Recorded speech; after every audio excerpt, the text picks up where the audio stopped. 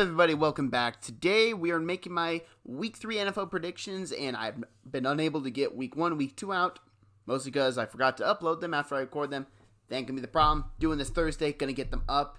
Now, I am recording this before the Jaguars-Titans game. I'm not Titans, Jaguars-Dolphins. I do have the Jaguars winning, but I'm not gonna get too in-depth in that because by this time it's uploaded, that game will be over. And I'll know if I'm 1-0 or 1-1. Now, we're going to kick it off talking about Texans-Steelers. And this is an interesting game to pay attention to. I mean, the Texans are 0-2. They are desperate for a win. They might be the happiest team in the world right now that there are no fans in the stadium, because if they came to Pittsburgh right now with screaming, rambunctious fans, I mean, that's at a massive disadvantage. But it's a bit better because you don't have the fans there. Meanwhile, you look at the Steelers 2-0. They're starting to click things. I mean, they're blitzing a lot. Highest blitz percentage in the league, over 50% at this point. I mean, it's ridiculous. At some point, they will have to tone that down, but it's currently yet to hurt them. Now, I know everyone's kind of looking at the Texans like they should win this game. You look at how the Steelers did against Jeff Driscoll last week. I mean, Driscoll came in and played good football. It's not as close as people would think necessarily. I mean, the Broncos got a couple ticky-tacky PIs on third down. I think they got 4 first downs in total, and a couple of those were on scoring drives.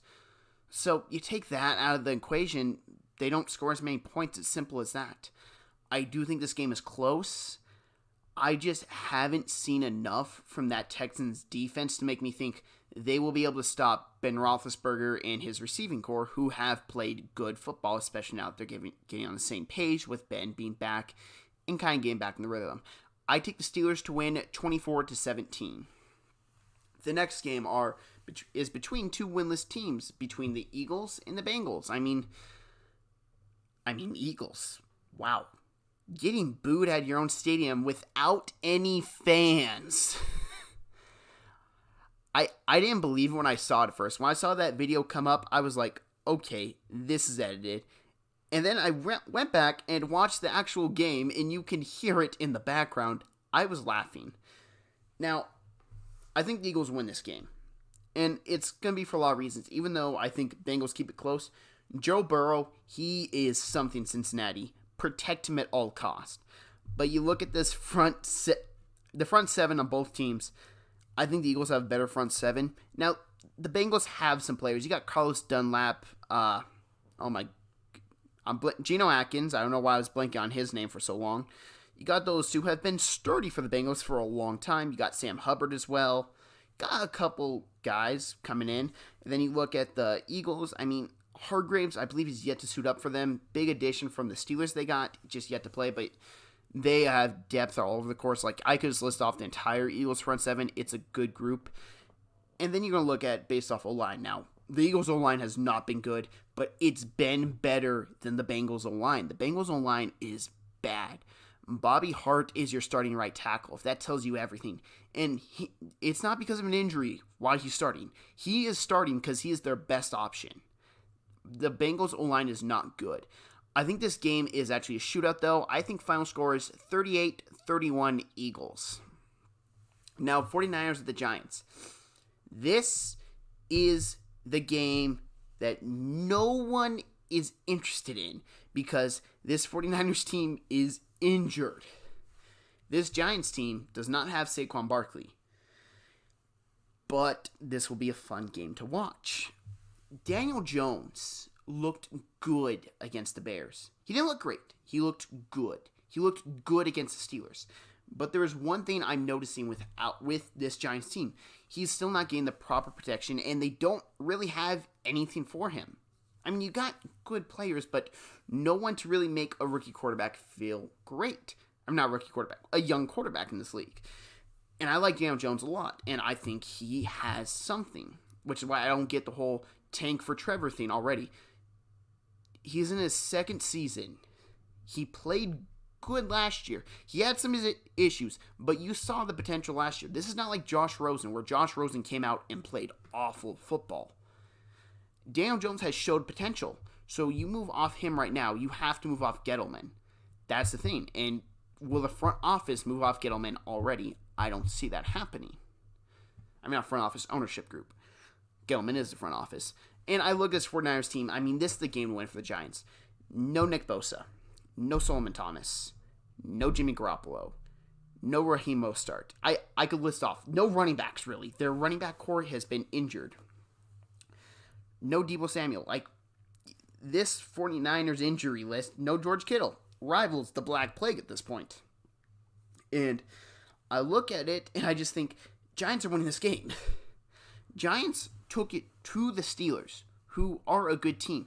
The Giants took it to the Bears, who, I mean, the Bears, I'm not high on them. I've picked them to go last, but the Bears have not looked bad. The Bears' defense is still really good. That's a good defense. Daniel Jones did not do bad in that second half, if you watch it. And I think it was the Giants were over-reliant on the run game. Let Daniel Jones be Daniel Jones. Let him pass the ball. If the Giants come out and throw it 40 times, I think they win. If they come out and try to run the ball, they're going to lose.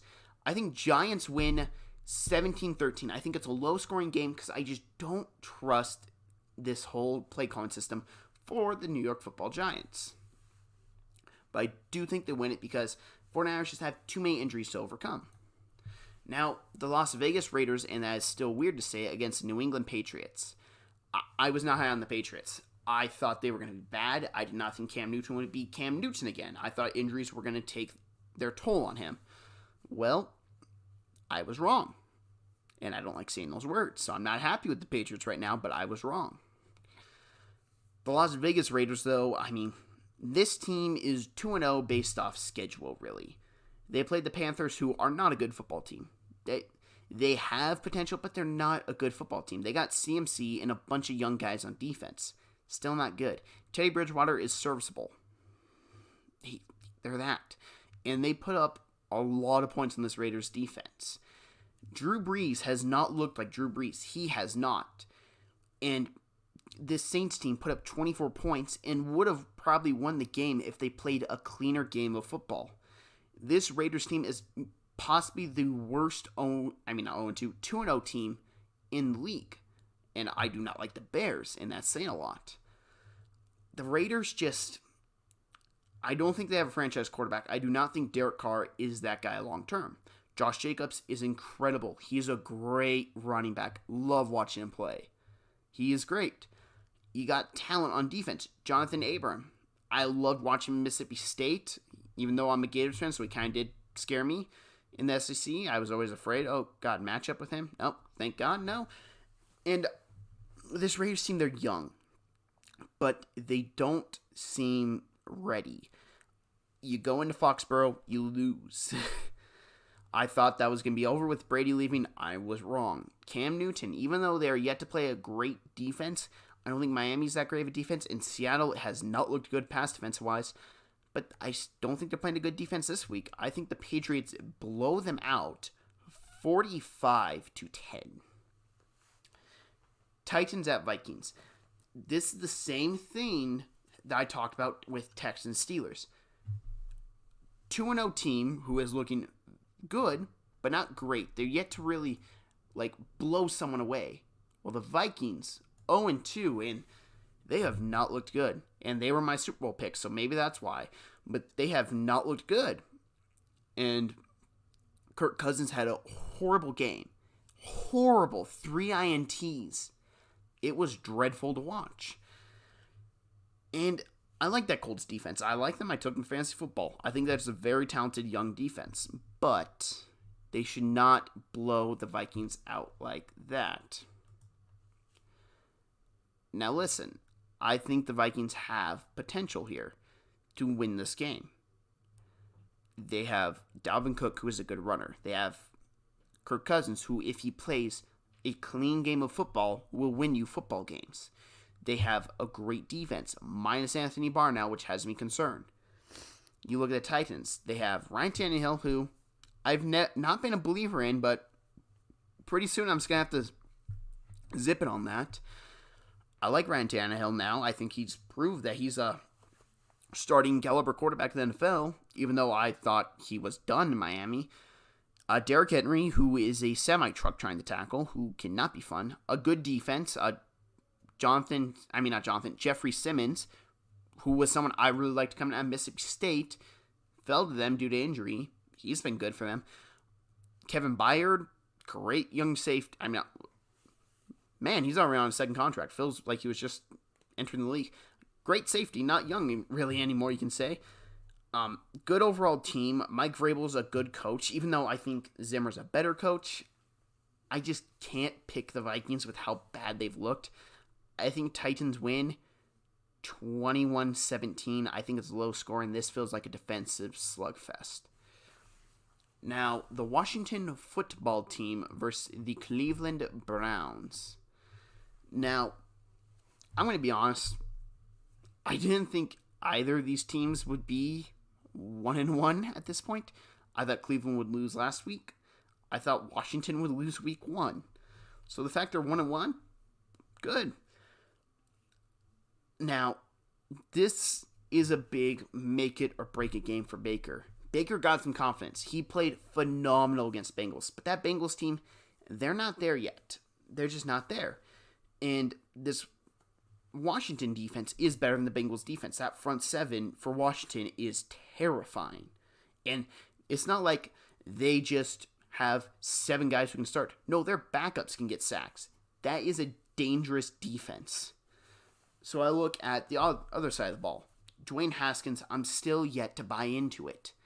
I'm just yet to buy into it. He hasn't looked like a franchise quarterback for me yet. The run game, Antonio Gibson, he's got talent. Peyton Barber's played good to start off the year. You got talent there. You got Terry McLaurin.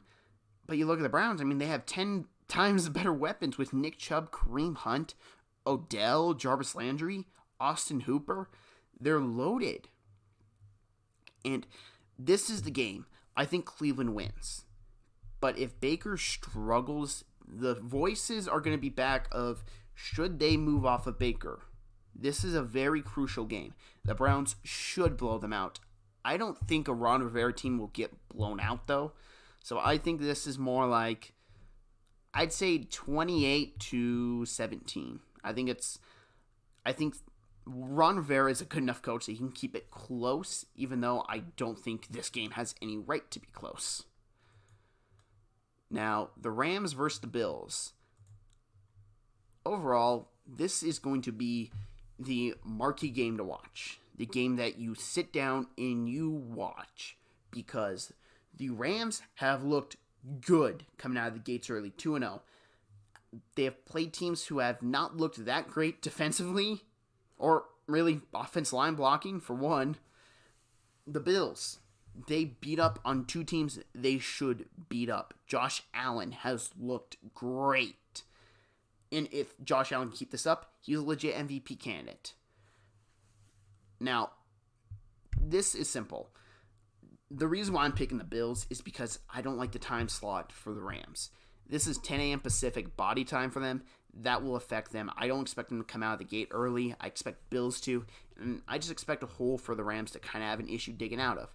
Now, if this was in LA, I'm going to have a different thought process. But I'm thinking this. I love that Bills defense. I love that Bills coaching staff. I love everything about the Bills. I think they win 38-21. Bears at the Falcons. Now, this is going to be technically my upset of the week because they're 0-2 against 2-0 team. Even though the Falcons should be 1-1 after that disaster against the Dallas Cowboys. I think this game is pretty much, if Dan Quinn loses this, he should be packing his bags, leaving the stadium, and not coming back. If the Falcons lose this game after what happened against the Cowboys, he has no right to walk in the doors Monday. No right to walk in the doors Tuesday. No right. He should be gone. And I expect that to light a fire under a team. When a team is playing for their coach's job, if they really like that coach, they will play lights out. This Falcons team is good. Their passing attack is dangerous. Calvin Ridley is emerging. That's terrifying with Julio Jones. Matt Ryan has looked good. That defense showed potential in the first half against the Cowboys, but completely fell apart. This Falcons team has talent. They look good, but they can't finish. If the Falcons lose this, Dan Quinn should be fired. This game should not be close. The Falcons should blow the Bears out. But I do not trust Dan Quinn's coaching.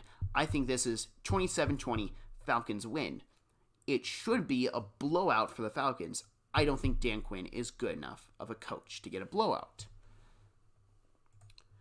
Panthers at Chargers. Now, I'd be remiss if I didn't mention the whole thing that's gone on with Tyrod Taylor getting his lung punctured by the team doctor. Yeah, I mean, I can't imagine that felt too good. He'll be out for an extensive period of time. And it's very interesting seeing how that's going to play out, because I expect Herbert to come out and play a good football game against the Carolina Panthers, because Carolina's got a young defense. If Herbert struggles, then you really got to go with Tyrod. But if Herbert can have these easy games to build his confidence, who knows? Now you look at the Panthers, Teddy Bridgewater, he's serviceable. He's not going to win you a playoff game. He's serviceable. He is good for the Panthers right now, because the Panthers are they're looking to be competitive, but they're also rebuilding. You look at this Chargers team, this team has the talent to compete, and they should beat the Panthers. We saw them take it to the defending Super Bowl champions in the Kansas City Chiefs. They should beat the Carolina Panthers. End of story. I think this game is going to be close just because I'm not yet sold on Herbert as a quarterback. I wasn't his biggest fan coming out of college. I thought he was way overdrafted. I would have taken Jordan Love before I would have taken Justin Herbert. Just didn't like watching him progress at the years at Oregon. But this Chargers team is better. I think final score is 24-14. Now, Jets at the Colts. I said that Sam Darnold was going to carry this team to the playoffs, and as much as I want to believe it, he cannot overcome Adam Gase. That's just a roadblock of roadblocks. You cannot overcome Adam Gase, and I'm not going to blame Sam, because Adam Gase, he messed up the Dolphins. He has messed up this Jets team. He should be gone. How he was able to walk in the doors after the Bills game Monday, I don't know. How he was able to walk in the doors after the 49ers game Monday, I don't know. If he gets blown out here and walks in doors after this Colts game, I'm just lost of words. I like Joe Douglas as GM. He needs to get Adam Gase out of there and get a guy in there for Sam Darnold before it's too late. Because Sam Darnold is an incredible talent. If the Jets trade him in the offseason, and if they get Trevor Lawrence, I understand Trevor is great, but if the Jets trade Sam Darnold, you're going to look at him, and I think it would be against the team they're playing, in a Colts uniform. Sam Darnold with Frank Reich would be phenomenal for his career. Just phenomenal. And he doesn't have to play. You got Jacoby Brissett. If he struggles in the system, which I doubt he will, you got Brissett. This game will not be close because Adam Gase has just messed up this entire team. They couldn't come back against the 49ers, who were practically just grabbing guys off the street at one point during the game with all the injuries they were having. I think Colts win 38-10. Cowboys at Seattle. Now, this is a game that I'm interested in seeing, but yet I'm also terrified of the box score because I don't expect any defense to be played, which is good for me. I mean, I got Russ Wilson, my fantasy football quarterback. That's pretty good for me. So if these two teams decide, let's not play defense, perfect. I love the sound of that. Now, I'm not going to take too long because I think the Cowboys are not a well-coached team. I think Seattle is a well-coached team. I do not think the Cowboys are a good football team. I think Seattle is a good football team. I think Seattle wins. I think this is a high-scoring matchup. I think this final score is 45-31. I don't expect any defense to be played. I don't. If there is defense, I will be surprised. With me saying this, don't be surprised if this final score is 17-10. But there should be zero defense in this game whatsoever. Buccaneers at the Broncos. Now, this game, I would have picked the Broncos if they were healthy. I really liked a lot of their talent. I thought they looked good against Tennessee. I thought a lot of their guys looked good against Pittsburgh. I think the Broncos have looked good against 2 playoff caliber teams. And then the injury bug happened. Cortland Sutton out for the year. Drew Lock out for, I'd say, 5 weeks. We're going to look at, and Dermont Jones out. They just had a bad week. Really, having injuries happen. And I think they have talent. I think Vic Fangio is a great coach. Defensive mind. Still yet to see what he really does offensively. Now, the Broncos have just signed Blake Bortles. So if Blake Bortles comes in and plays, I will be watching this game with my eyes glued to the TV just to see what happens. But I do think this game is not close because the Bucs are finally getting healthy on offense, let alone they kind of have a week to game plan for Jeff Driscoll. Their defense is better than expected for a lot of people. I like Todd Bowles and his defense scheme, let alone with what they did last year. I think the Bucs win 35, and I'd say to 10. I just don't see this game being close due to the injuries the Broncos have suffered.